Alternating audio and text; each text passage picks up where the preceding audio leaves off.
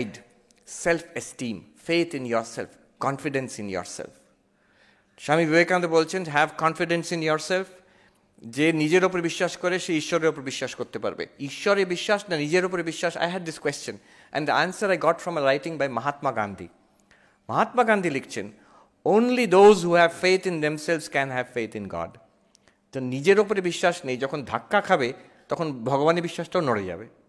যে নিজের ওপর বিশ্বাস করতে পারে সে ঈশ্বরকেও ধরে থাকতে পারে। So faith in yourself. See, this is the source of power. One thing I've noticed, আমাদের ছেলেমেয়েরা খুব ভালো, কিন্তু একটু নিরীহ, একটু ভালো মানুষ টাইপের। ওখানে one thing I noticed was the tremendous self-confidence in Europe, especially in America. Self-confidence among everybody, especially young people. Amra pari, whatever it is, there's no word like I cannot. I can is the mantra. সব কিছু সে কি না কি করছে তারা, সে Harvard ইয়েলের মতন জায়গায় admission পেয়ে হঠাৎ একটা আইডিয়া এলো, এটাকে নিয়ে আমি বিজনেস করব, সেই ওখান থেকে বেরিয়ে চলে গেল, সেই হলো বিল গেটস, সেই হলো স্টিভ জবস, এরকম। আবার সবাই যে বিল গেটস স্টিভ জবস হচ্ছে তাও নয়, ফেল করছে। They try again. They have tremendous self-confidence, whatever their field. যদি self-confidence না থাকে, if we don't have esteem, faith in ourselves, it's like, আমার মনে হয় এই রাস্তায় দেখেছি সে বড় বড় স্পোর্টস, বড় পাওয়ারফুল ভেহিকল, কি এখন ভেহিকল আমাদের অনেক আগে ছিল স্করপিও, এখন কি নাম করা গাড়ি? Ford, what ever. So Ford গাড়ি এসে যাচ্ছে সেখানে, তার পাশে একটা অটো কিংবা টোটো যাচ্ছে না। ভাবো এইরকম দামি একটা ভালো গাড়ি, সেখানে ড্রাইভার যদি অ্যাক্সিলারেটরের উপরে পা দিয়ে আবার ব্রেকের ওপরেও পা দিয়ে থাকে, গাড়িটা এগোবে? এগোবে না। ইঞ্জিনটা গর্জন করবে, গাড়িটা গরম হয়ে যাবে, কিন্তু এগোবে না। If you press the accelerator and the brake, তার থেকে বেশি পাশে একটা টোটো কিংবা অটো সে ফটফট করে বেরিয়ে চলে যাবে। What has happened is, if we don't have confidence in ourselves, it becomes like that. It's self-sabotaging. Self esteem না থাকলে ইট সেলফ স্যাবোটাজিং। আমি নিজের, আমার অনেক ট্যালেন্ট থাকতে পারে, অনেক আইডিয়া থাকতে পারে, সবসময় নিজেকে যদি সন্দেহ করি আমি পারবো না, আমার দ্বারা হবে না, then you will not succeed. It's like ওই দামি গাড়িটা, সব রকম কোয়ালিটি আছে, অ্যাক্সিলারেটর ওপরে পা আছে, আবার ব্রেক, নিজেকে নিজে ব্রেক দিয়ে দিচ্ছ তুমি। তার থেকে লেস কোয়ালিফাইড, লেস ট্যালেন্টেড একটা ছাত্র হয়তো তোমার থেকে এগিয়ে বেরিয়ে চলে গেল। The difference is in self esteem. ওখানে খুব নাম করা একজন সাইকোলজিস্ট ছিলেন, নিউ ইয়র্কেই ছিলেন, নামটা এখন ভুলে যাচ্ছি, উনি বান্ডুরা, Albert বান্ডুরা। he invented this term self-efficacy. It's a new term. Self-efficacy কি? It's the feeling that I can overcome most challenges in my life. অনেক কিছু তো আমি করেছি, এটাও করে দেখি না, হয়ে যাবে। যাদের এই ইনার ফিলিংটা আছে, সেলফ কনফিডেন্স আছে, উনি বলছেন, সেই সায়েন্টিস্ট বলছেন, পরীক্ষাতে ছাত্ররা বসে আছে, একই কোয়েশ্চেন পেপার, একজন চট করে ছেড়ে দিল, আশা ছেড়ে দিল, হচ্ছে না, ইটস টু ডিফিকাল্ট, পারবো না, হতাশ হয়ে গেল, সঙ্গে সঙ্গে হতাশ হয়ে গেল। আরেকটি ছেলে, আরেকটি ছাত্র, সে চেষ্টা করে যাচ্ছে, হয়তো ফেল করছে, আবার চেষ্টা করছে, করে দেখি না। এখন who will succeed? Definitely this other person has a much greater probability of সাকসিডিং। যে চেষ্টাই করলো না, সে সাকসিড করার তো জিরো প্রবাবিলিটি। যে চেষ্টা করছে সে তো কিছু না কিছু জায়গায় সাকসিড করবেই। দিস চেষ্টা করার পেছনে, এফার্টের পেছনে, কনফিডেন্সের পেছনে, কনসেন্ট্রেশনের পেছনে, the factor is confidence, self esteem. One point about self-esteem, let me just add and I'll finish. এইখানে তোমরা বুঝতে পারবে না, কিন্তু ওখানে গিয়ে, ওয়েস্টে গিয়ে, one thing I'm noticing is, আমাদের ইন্ডিয়ানদের, আমরা বড় বেশি ওয়েস্টের দিকে চেয়ে আছি। You will not understand how much it is. এই এফেক্টটা কত বেশি এখান থেকে বোঝা যায় না। ছোট ছোট জিনিসে বলছি, আমি শুনলাম রিসেন্টলি খুব হ্যালোউইন চলছে এখন ইন্ডিয়াতে। চলছে কি এবার বম্বেতে কেউ বললো, দিল্লিতে হয়েছে, কিছু কিছু জায়গায়, বিশেষ করে যারা একটু নিজেকে বেশি শিক্ষিত, বেশি আভিজাত্য মনে করে, তাদের মধ্যে এটা বেশি effect. Halloween is a celebration in America. সেখানে খুব খুব তোড়জোড় করে হয়। It's literally meaningless for us to do it. হ্যাঁ, কেউ বললো যে না মহারাজ, একটা কমার্শিয়াল ব্যাপার আছে, তো এই যারা দোকানদার তারা এটাকে উস্কে দিচ্ছে যাতে ওদের বিক্রি বেশি হয়। আমি বললাম দেখো, এটা কিন্তু this argument does not hold true. New ইয়র্কে কি কম কমার্শিয়াল? মহা কমার্শিয়াল ওরা। কিন্তু কেউ ওখানে গিয়ে হোলি প্রমোট করছে? কেউ করছে না। হোলি যদি ওখানে লোকে করতে আরম্ভ করতো তাহলে তো অনেক কিছু বিক্রি হতো তখন। No, it is a one way street. ওখানকার হ্যালোউইন এখানে আসছে, এখানকার জিনিস কিন্তু ওখানে নিচ্ছে না কেউ। নিলেও সেটাকে নিজের মতন করে চেঞ্জ করে নিয়ে নিল। যোগা, আমাদের হঠযোগ যেটা ভেরি পপুলার, এখন রামদেব বাবার কৃপায় এখানেও অনেক পপুলার হয়েছে ইন্ডিয়াতে, কিন্তু এক সময় ছিল যে ওয়েস্টেই বেশি পপুলার। হঠযোগার স্টুডিও, ওখানে স্কুলকে বলে স্টুডিও, হঠযোগা স্টুডিও রাস্তায় রাস্তায়, মানে একটা পাড়ায় পাড়ায় পাড়ায় পাড়ায়, every other block had a yoga studio. কিন্তু সেটাকে এমনভাবে নিজের করে নিচ্ছে ওরা, শুনলে ইউল বি শকড। একবার আমি একটা স্কুলে গেছি, হিন্দুইজম, ইন্ডিয়ান কালচার এইসব বলতে, সেখানে ইন্ডিয়ান ছেলে মেয়ে কেউ ছিল না, সব আমেরিকান মানে ছাত্রছাত্রীরা, এটা লস অ্যাঞ্জেলেসে। সেখানে আমি প্রথমে আরম্ভ করলাম যোগা কথা বলতে।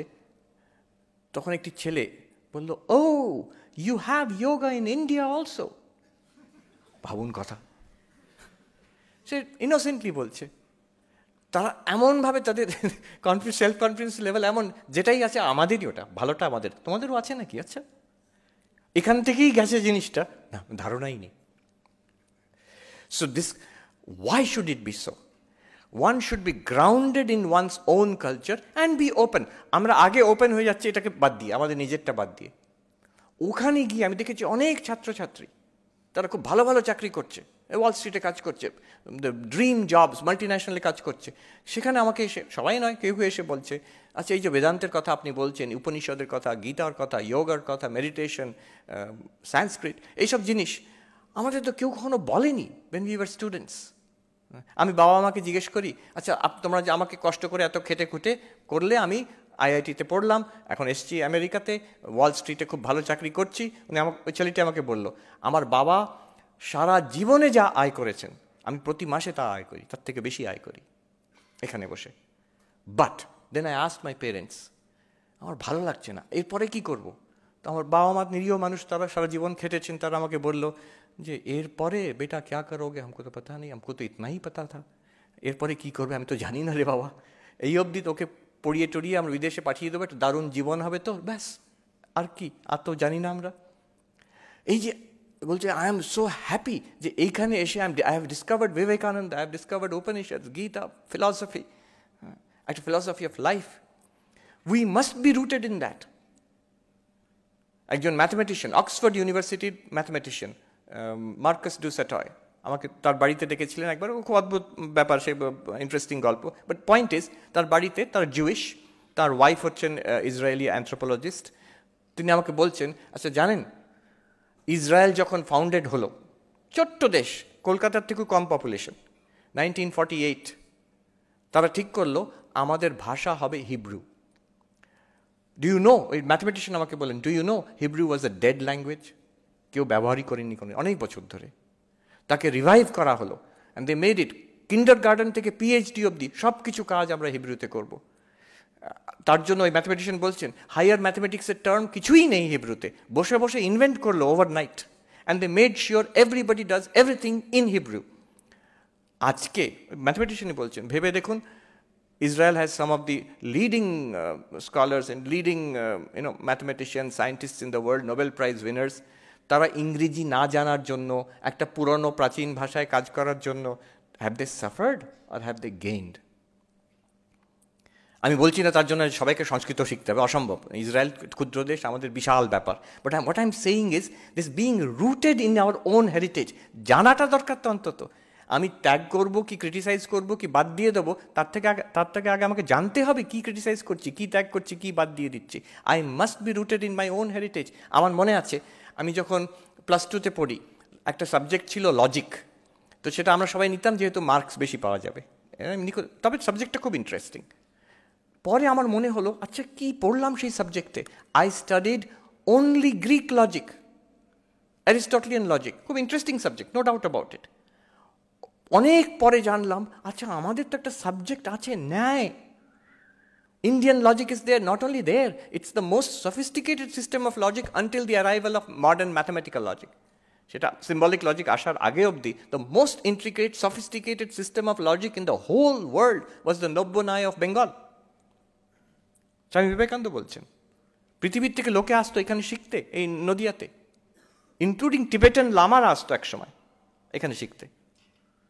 আচ্ছা, আমি প্লাস 2-তে পড়ছি, একটা ইন্ডিয়ার ছাত্র স্বাধীন ভারতে, একবার বলাও হলো না যে আমাদের একটা লজিক ছিল।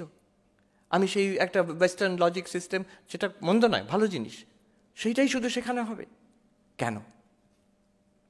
আরেকটা এক্সাম্পল দিয়ে শেষ করছি। Recently I red a book on philosophy. আমার ফিলসফি খুব প্রিয়, এর মধ্যে বুঝেই নিয়েছো।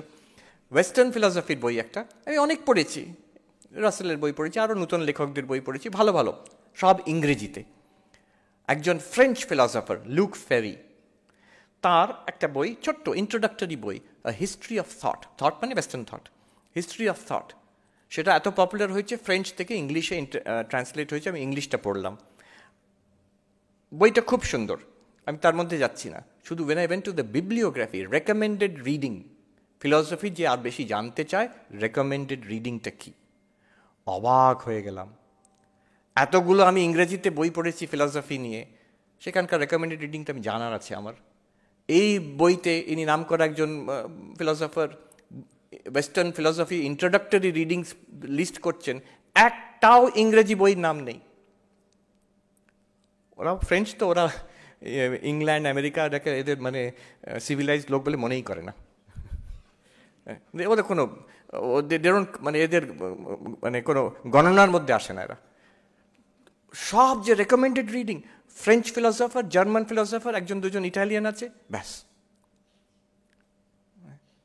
Not one book was recommended from any of the Anglophone philosophers. আমি বলছি না অতটা, এটা কিছুটা ফ্যানাটিসিজমের লেভেলে চলে যায়, কিন্তু দেখুন grounding in your own tradition. খুব নাম করা রিসেন্ট ফিলসফার বার্নার্ড, কি নাম বলে যাচ্ছি আমি, উনি এসেছিলেন নিউ ইয়র্কে বক্তৃতা দিতে ফ্রান্স থেকে। এবার দেখুন হোয়াট ইজ দ্য এফেক্ট, নিজের কালচারে গ্রাউন্ডেড হলে কতটা সম্মান পাওয়া যায়। হল ভর্তি লোক, ফ্রেঞ্চ ফিলসফার এসছেন একটা বক্তৃতা দিতে, আমিও শুনতে গেছিলাম নিউ ইয়র্কে, ভর্তি আমেরিকান। সেই ফ্রেঞ্চ ফিলসফার ভাঙা ভাঙা ইংরেজিতে বললেন, প্রত্যেকটা কথা relevant two France and France only. আমেরিকায় কী হচ্ছে নিউ ইয়র্কে, দে ইজ কমপ্লিটলি আনইন্টারেস্টেড। উনি বলে গেলেন নিজের যেটা কাজ, নিজের দেশের পরে যে কনটেক্সটে, সবাই হাঁ করে শুনে গেল। কেন? There is an element of being genuine, being rooted in your culture. আমি কেসি ভট্টাচার্য, খুব নাম করা ফিলসফার এখানে ছিলেন, তার কথা দিয়ে শেষ করছি। উনি বলছেন তাহলে কি আমরা পাশ্চাত্য জিনিস শিখবো না? না, what I plead for is a genuine translation of foreign ideas into Indian idiom. Swaraj in Ideas বলে কেসি ভট্টাচার্যর ল্যান্ডমার্ক পেপার। আজকালকার পোস্ট কলোনিয়াল থিওরি এসব হওয়ার 20 বছর আগে তিনি বলে গেছেন। So yes, so summing up, দুটো জিনিস আমি বললাম এখানে। One is the power of focus, concentration. We all have that, all of us have it, and we can, হয়তো আইনস্টাইনের মতন, ভন নয়ম্যানের মতন হবে না, বাট ওয়ের উই আর তার থেকে অনেকটা বেটার করতে পারবো। Remember, do whatever you are doing with the fullest possible attention, laser like focus, hold that focus, cut everything out, cut everything else out. মাঝে মাঝে ব্রেক নেবে, don't overdo it. 25 minutes, 30 minutes করলে take a 5-10 minutes break, again do that. And second part is self-confidence. তার একটা বড় component is being rooted in who you are. তারপরে be open to the world, you will travel the world. এখানে তোমাদের মধ্যে আমি আর কি কোথায় কী দেখেছি, অনেক বেশি your generation will see England America সব জায়গায় ঘুরবে, পড়াশুনো করবে, কাজ করবে, you may settle down there also, but be original, be full of confidence in yourself, in your language, in your culture, in your religion, and the power of focus. Thank you very much. Thank you. Namaskar.